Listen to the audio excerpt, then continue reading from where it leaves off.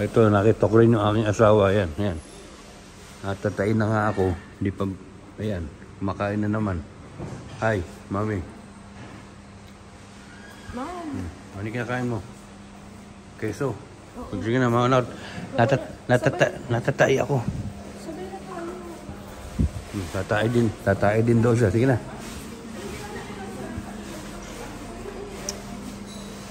Ako, mauna na ako. Ay, naku. Sumunod ka na lang.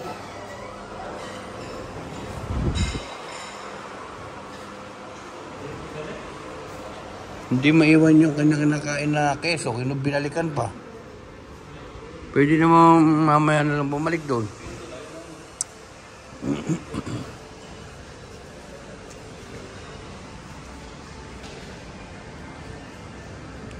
Ito na ang ating susi. Card. Lalagay ang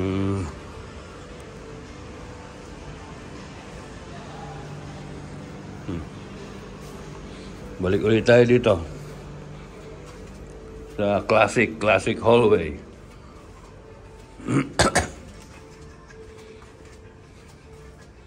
Pa rin si Mal.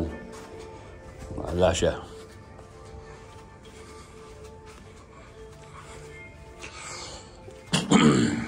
Ini aming kwarto. Do not disturb. Ito. Didikit mo lang yung card. Ayos na.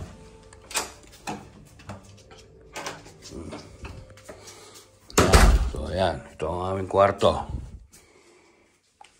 Ito ang aming elegant room. O, diba?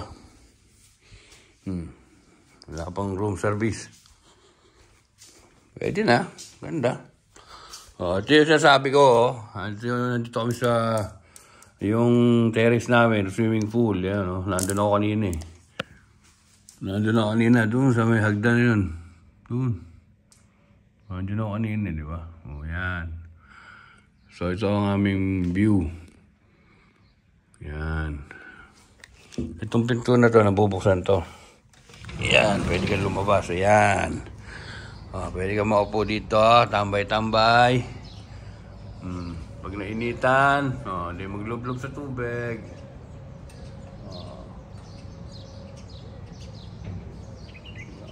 Ano tayo? Ayos na. Tahimik. Yan. Di ba? Tanggal mo to. Para mas maliwanag. Ayan. Ito.